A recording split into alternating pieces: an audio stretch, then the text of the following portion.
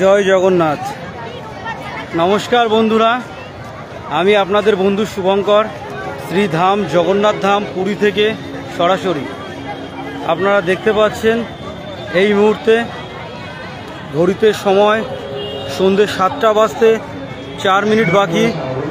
আমি রয়েছি পুরী শ্রী জগন্নাথ ধামের একদম সামনের যে গেটটি, সেখান থেকে আমার সামনেই রয়েছে জগন্নাথ দেবের ভব্য মন্দির। আপনারা জানেন আমাদের সনাতন হিন্দু ধর্মে যে 4টি ধাম রয়েছে, অর্থাৎ আমরা কথায় কথায় বলি 4 ধাম যাত্রার কথা। সেই 4 ধামের অন্যতম একটি ধাম হচ্ছে পুরী জগন্নাথ ধাম, এবং আমি এই মুহূর্তে সরাসরি রয়েছি, একটা লাইভ করছি, সরাসরি রয়েছি পুরী জগন্নাথ ধাম থেকে। আপনারা যারা এই মুহূর্তে আমার ফেসবুকের সঙ্গে লাইভে যুক্ত রয়েছেন বা যুক্ত রয়েছে, তাদেরকেও আমি বলবো আসুন, এসে জগন্নাথ দেবের এই সুন্দর রূপ, জগন্নাথ মন্দিরের এই সুন্দর দৃশ্য একবার স্বচক্ষে দর্শন করুন।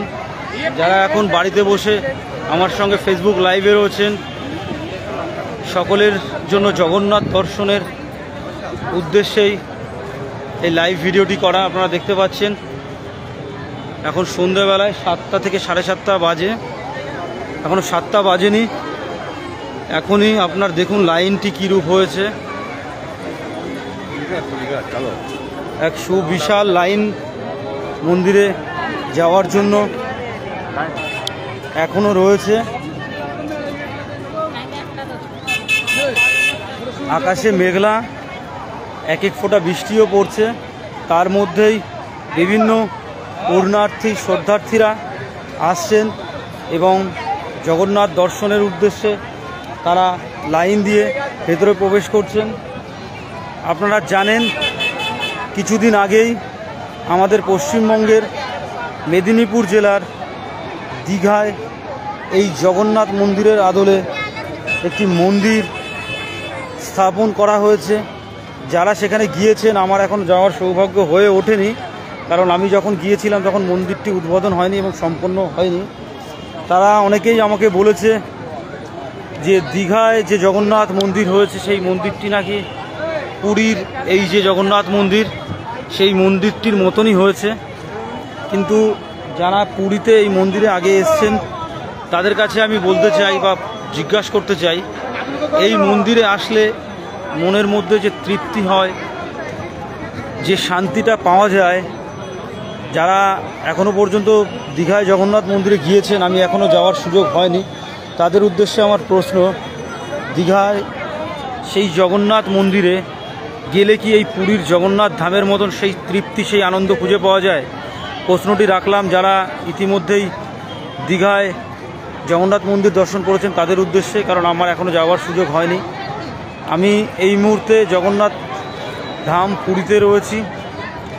আপনাদের বললে হয়তো আপনারা বিশ্বাস করবেন না, এই মন্দির চত্বরে প্রবেশ করবার পর থেকেই মনে প্রাণে শরীরে একটা আলাদা রকমের উত্তেজনা, একটা আলাদা রকমের অনুভূতি, একটা আলাদা রকমের ফিলিংস কাজ করে। এটা সকলের হয় কিনা আমি জানি না, কিন্তু আমার তো হয়। আমার একটি বিশেষ কাজের জন্য আমাকে ভুবনেশ্বর আসতে হয়েছিল এবং আজ রাতেই আমাকে ফিরে যেতে হবে। তো সময়ের স্বল্পতার জন্য ভেবেছিলাম এবার হয়তো পুরীতে জগন্নাথ দেবের দর্শন করব না বা হয়ে উঠবে না, কারণ আবার আগামী 25 তারিখ রথযাত্রা উপলক্ষে আমি পুরীতে আসছি এবং 27 তারিখ অবধি পুরীতেই থাকব। তাই আজকে আসবার সেরকম প্ল্যানিং ছিল না, কিন্তু ভুবনেশ্বর এসে মনের মধ্যে একটা অন্যরকম ব্যাকুলতা অনুভব করলাম যে ভুবনেশ্বর এলাম কিন্তু পুরীতে জগন্নাথ দেবের দর্শন না করে আমি ফিরে যাব। তাই সেই ব্যাকুলতা থেকে, সেই টান থেকে এখানে আসতে আমি হয়তো বাধ্য হলাম। এক প্রকার একটু কষ্ট হলো, কিন্তু তবুও বাধ্য হলাম। তো যারা দীঘায় জগন্নাথ মন্দির দর্শনে যান বা গিয়েছেন, তাদের কাছে আমি প্রশ্ন রাখবো, তারা কি এই ব্যাকুলতা, এই অনুভূতি কি তারা দীঘায় জগন্নাথ মন্দির দর্শনে গিয়েও পান? তো আর বেশি কিছু বলবো না, সকলকে আরও একবার বলবো জয় জগন্নাথ। জগন্নাথ মহাপ্রভুর চরণে আরও একবার আমার প্রণাম জানিয়ে এই লাইভ ভিডিওটি আমি এখানে শেষ করব। আপনারা যারা আমার লাইভে যুক্ত রয়েছেন সকলকে অনুরোধ করব অবশ্যই আসুন। সামনে রথযাত্রা রয়েছে, রথযাত্রা এখানে একটা